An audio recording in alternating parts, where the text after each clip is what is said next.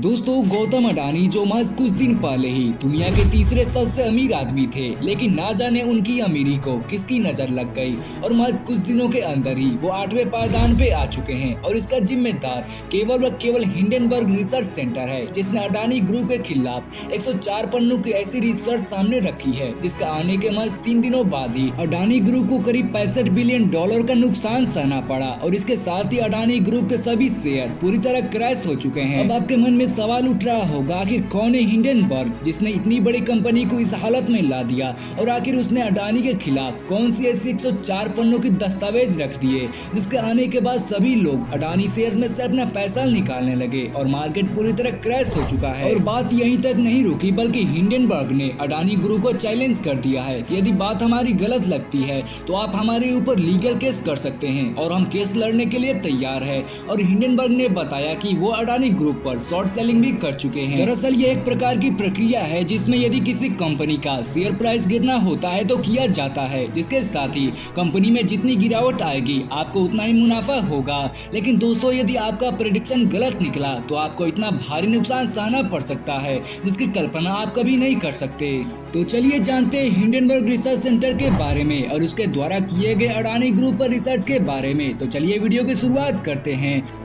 Hindenburg research 24 जनवरी को Hindenburg की report आते ही अडानी ग्रुप ने इसका खंडन कर दिया था। Major short seller Hindenburg research. दरअसल हिंडनबर्ग एक प्रकार की फाइनेंशियल रिसर्च सेंटर है जिसकी स्थापना करीब 2017 में किया गया था, जिसे नॉर्थन एंडरसन ने स्थापित किया था। यह कंपनी दुनिया में मौजूद सभी बड़ी कंपनियों को टारगेट बनाती है और उन्हें होने वाले फ्रॉड को दुनिया के सामने लाती है। अब आप सोच रहे होंगे आखिर इस कंपनी की कमाई कैसी होती है, तो चलिए बताते हैं। दरअसल ये दुनिया की उन कंपनियों को टारगेट करती है जो कि गलत तरीके से पैसा कमाते हैं, और जाहिर सी बात है इसका खुलासा होने के बाद उस कंपनी में गिरावट लाजमी है, और इसी के साथ ही उस कंपनी के शॉर्ट सेलिंग करती है, जिसके कारण उस कंपनी की गिरावट के साथ ही इस कंपनी की कमाई होती है। हिंडनबर्ग ने आज तक करीब 30 कंपनियों पर अपनी रिपोर्ट जाहिर की है, और इनका रिपोर्ट इतना तगड़ा रहा है कि इसके आने के बाद कुछ दिनों बाद ही कंपनी के शेयर्स 50% तक गिर जाते हैं, और इसी तगड़ी बैक रिकॉर्ड के कारण आज अडानी ग्रुप भी इसका शिकार हो चुका है। चलिए अब उस रिपोर्ट पर भी एक नजर डाल देते हैं जिसने हिंडनबर्ग ने अडानी को क्रैश कर दिया है। दरअसल इसमें लिखा गया है कि अडानी की कंपनियां विदेश में मौजूद कुछ ऐसी कंपनियों के संपर्क में हैं जिनसे वह करोड़ों का व्यापार करती हैं, लेकिन हैरानी की बात तो यह है कि उन कंपनियों का कोई अस्तित्व नहीं, ना उनका कोई एड्रेस और ना ही संपर्क करने का कोई जरिया।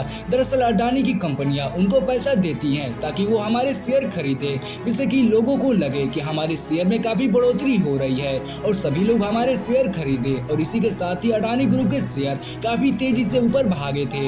आप इसका अंदाजा इसी बात से लगा सकते हैं कि अडानी महज 3 सालों में ही $120 बिलियन के मालिक बन गए, और इसी के साथ ही दुनिया के तीसरे सबसे रिचेस्ट पर्सन बन गए। दरअसल अडानी ग्रुप विदेशों से अपने शेयर को खरीदवा कर यह दिखाना चाहते थे कि हमारी कंपनी काफी भरोसेमंद है, जिसके कारण फॉरेन से भी लोग हमारे शेयर खरीद रहे हैं, और यह दिखाने में कामयाबी हो गए थे, और सभी लोगों ने अडानी के शेयर खरीदे थे, जिसके कारण अडानी महज कुछ दिनों में ही इतने ऊंचाई पर चले गए। दरअसल उस कंपनी का दावा यह भी है कि अडानी कंपनी के शेयर वास्तविक मूल्य से करीब 85% अधिक है, यानी जो आप एक शेयर खरीदते हैं उतनी कीमत में आप 2 के करीब शेयर खरीद सकते हैं। और यह भी कहा गया था कि शेयर धारकों को या फिर भारत की अर्थव्यवस्था को यह काफी बड़ा नुकसान पहुंचा सकता है। उस रिपोर्ट में यह भी कहा गया है कि अडानी के 7 मेजर स्टॉक लिमिटेड कंपनियों के पास जितनी संपत्ति नहीं है उससे ज्यादा उनके पास कर्ज है, यानी वो समय समय पर गलत तरीके से बैंकों से कर्ज लेकर अपने धंधे में लगाते जा रहे हैं।